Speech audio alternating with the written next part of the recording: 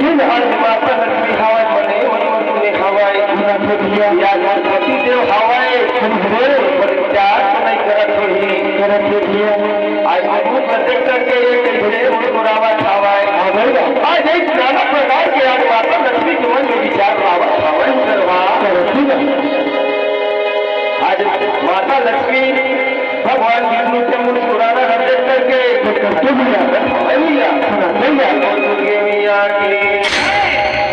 हाँ जब मुखा बोला बोल रहे माता